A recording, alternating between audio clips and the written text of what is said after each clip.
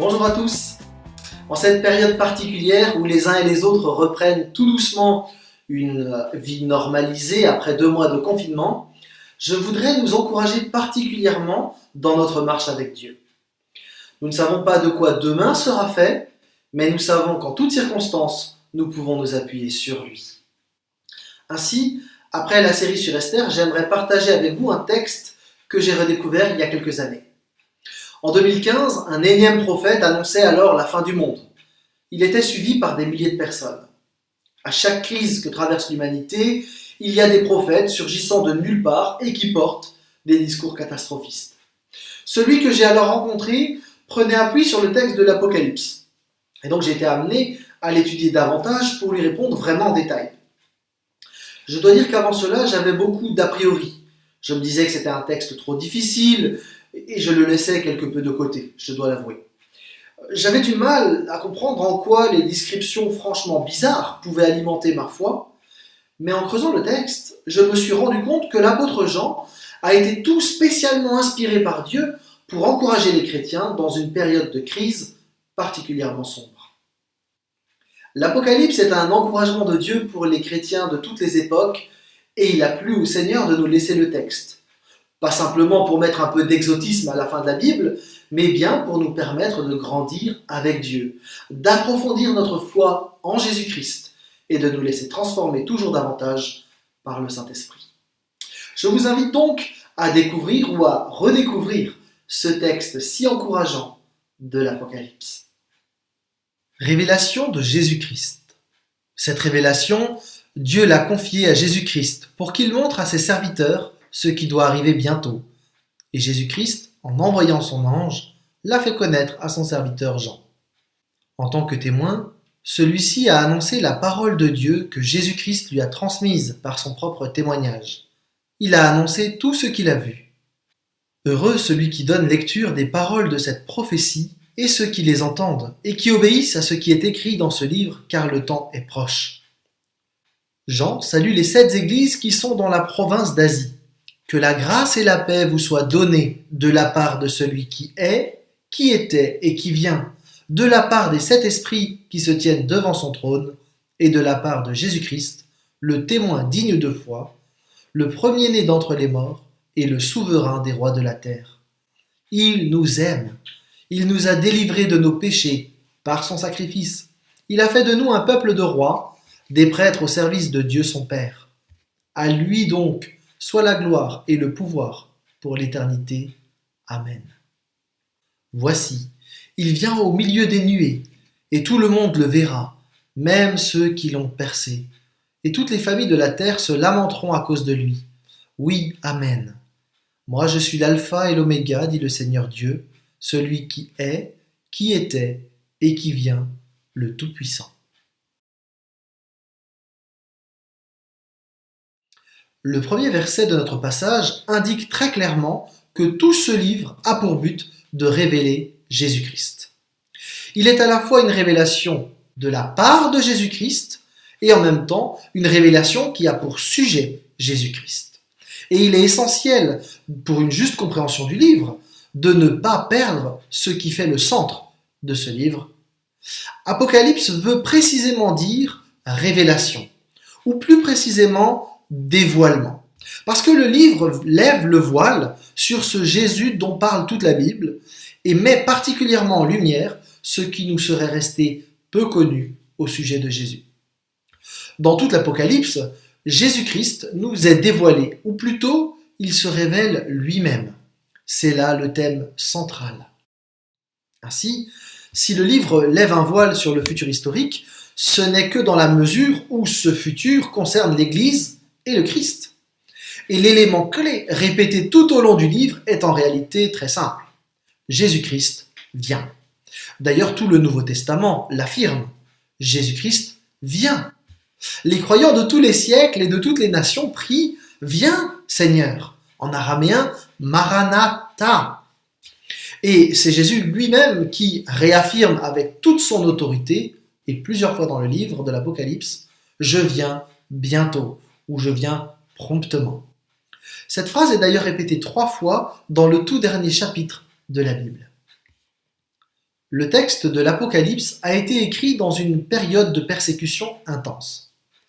Les spécialistes ne sont pas tous d'accord pour savoir si le texte a été écrit à l'époque de Néron, c'est-à-dire un peu avant les années 70, ou s'il a été écrit dans les années 90, à l'époque où Domitien était l'empereur romain. La plupart des apôtres, en tous les cas, parmi eux Pierre et Paul, avaient été exécutés à cause de leur foi. Les chrétiens étaient malmenés, pourchassés, tués. Jean est probablement le dernier des apôtres vivants. Et alors que les chrétiens répartis dans l'ensemble du monde connu d'alors ont peur, ils se demandent d'ailleurs aussi pourquoi Dieu permet une telle crise, eh bien l'apôtre Jean écrit ce texte de l'Apocalypse pour les rassurer.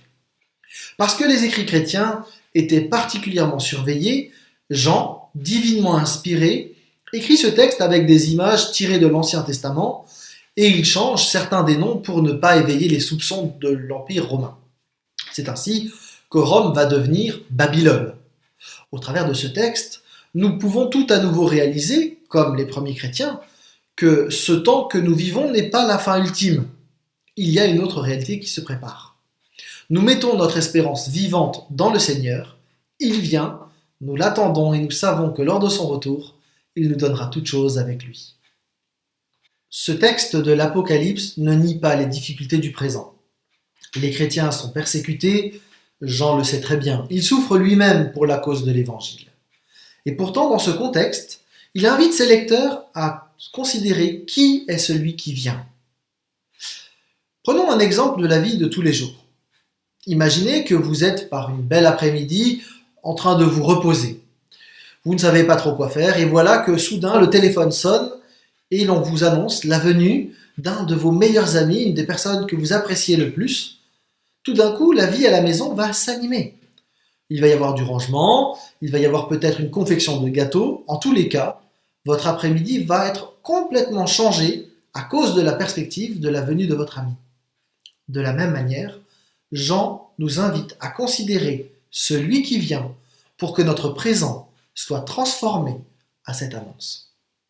L'Apocalypse n'est donc pas un texte qui veut nous faire peur, mais bien au contraire, c'est un texte qui veut nous rassurer, mais aussi quelque part nous secouer, nous réveiller, nous mettre en alerte et nous encourager à vivre de la bonne manière alors que Christ arrive.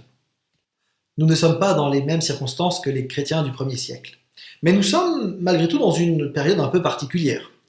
Certains ont repris le travail, portent des masques et vivent une nouvelle vie faite de distanciation sociale, pendant que les autres sont encore chez eux, peut-être parce que leur activité n'a pas repris ou alors parce qu'ils n'ont pas un besoin impérieux de sortir. Nos réalités sont variées, mais les mêmes questions se posent pour nous tous. Que va-t-il se passer ? C'est comme si le monde entier était dans une forme de suspension pour savoir si une deuxième vague va effectivement se produire, si la crise économique dépeinte avec tant de nuances va avoir lieu, et puis pendant ce temps, difficile de voir ses proches, impossible aussi de retrouver sa famille spirituelle physiquement. Ce temps est comme une parenthèse, une sorte de bulle prête à éclater, mais pour faire place à on ne sait quelle réalité. Que va-t-il se passer ? Les chrétiens du 1er siècle venaient d'enterrer Pierre, Paul et la majorité des apôtres. Bien des croyants avaient perdu la vie dans l'incendie de Rome, d'autres avaient été jetés en pâture au lion ou encore pourrissaient dans les prisons de l'Empire. Personne ne pouvait dire ce qui allait se passer. Le monde semblait totalement effrayant et des doutes commençaient à s'installer.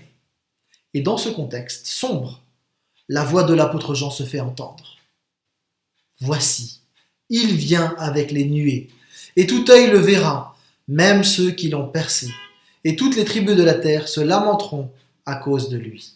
Oui, Amen. Un éclair jaillit dans la nuit. Le Messie vient. Ce texte d'Apocalypse 1, qui est une reprise du discours de Jésus en Matthieu 24, 30, fusionne en réalité deux versets de l'Ancien Testament. En Daniel 7, 13 et en Zacharie 12, 10, il était question de ce Messie qui devait venir dans toute sa gloire. Jean affirme donc à la suite de Jésus que le Seigneur vient. Et il vient dans toute sa puissance. Le Sauveur est aussi le Seigneur absolu. Cette promesse est certaine Et le voile est d'ailleurs levé à la fin du livre sur cette réalité nouvelle qu'il installe en venant dans toute sa gloire. Puisque cette venue est inéluctable, Jean rassure les chrétiens et les encourage à veiller. Par ailleurs, il invite les autres à ouvrir les yeux sur qui est Jésus-Christ. Car au moment de son retour, il ne sera plus le temps de faire un choix. Tout comme quand l'invité est à la porte et qu'il faut aller lui ouvrir, il n'est plus le temps de faire du rangement ou de préparer un gâteau. La décision se fait nécessairement avant sa venue. Pour cette même raison, vous aussi, tenez-vous prêts, car c'est à un moment que vous n'aurez pas imaginé que le Fils de l'homme viendra. Le but de l'Apocalypse n'est donc pas d'effrayer les gens avec des descriptions d'horribles catastrophes, mais bien au contraire, l'Apocalypse lève le voile sur une réalité magnifique qui sera mise en place lors du retour de Jésus-Christ, mais plus encore, sur qui il est. Les 65 livres précédents de la Bible trouvent ici leur accomplissement. Jésus-Christ se présente comme le Maître glorieux, puissant, souverain, comme le seul vrai Dieu dans toute sa majesté. Et dans ce livre, plus qu'ailleurs, il annonce « J'arrive ». Puisqu'il vient, il faut nous préparer. Le texte biblique l'illustre par l'image de l'accouchement. Quand on arrive au 9e mois de grossesse, il faut se préparer à partir à l'hôpital, on a un sac prêt et on attend que les choses se déclenchent. On est impatient, mais on ne peut pas y aller tant que c'est pas le moment. Et puis en un clin d'œil, ça y est, les choses démarrent. Jusque-là, on savait que ça allait arriver. À partir de là, ça arrive. Et souvent pas au moment où on l'attendait. Mais il vaut donc mieux être prêt avant. De la même manière que pour un accouchement, en ce qui concerne le retour de Jésus-Christ, tout l'enjeu, c'est d'être prêt. Cette fois, Jésus-Christ ne viendra pas sous la forme d'un bébé, mais il viendra en puissance et en gloire. Et si certains se moquent des chrétiens qui attendent depuis 2000 ans, tournant parfois l'espérance chrétienne en ridicule, nous affirmons que c'est une réalité. Ce n'est pas une fable ou un mythe que se transmettent les chrétiens pour apaiser leur mort.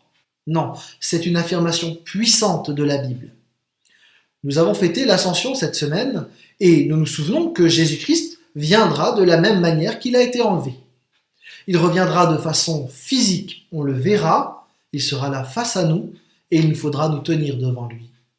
C'est ça l'espérance de l'Église. Telle a été l'espérance de Paul, de Pierre, des apôtres et des premiers chrétiens. Il est vrai que certains ont essayé de calculer la date de la venue de Christ grâce aux indications du livre de l'Apocalypse. D'autres ont prétendu être inspirés à ce sujet, mais tous se sont trompés. Parmi les enseignements clairs et simples de la Bible, il faut garder en mémoire que seul Dieu connaît le moment. Et il lui a plu de tenir cachée cette date jusqu'au moment où elles se passeront. Seul le Seigneur connaît le jour et l'heure. Et ce n'est pas la peine de jouer sur les mots et de rechercher la semaine ou l'année dans laquelle les choses pourraient se passer. Cela appartient à Dieu. L'apôtre Pierre le dit très bien. Le Seigneur n'est pas en retard dans l'accomplissement de sa promesse, comme certains se l'imaginent. Il fait simplement preuve de patience à votre égard, car il ne veut pas qu'un seul périsse. Il voudrait au contraire que tous parviennent à se convertir. Mais le jour du Seigneur viendra, comme un voleur. Quelle vie sainte vous devez mener, et combien vous devez être attaché à Dieu, en attendant que vienne le jour de Dieu et en attendant sa venue. C'est pourquoi, mes chers amis, dans cette attente, faites tous vos efforts pour que Dieu vous trouve pur et irréprochable à ses yeux, dans la paix qu'il donne.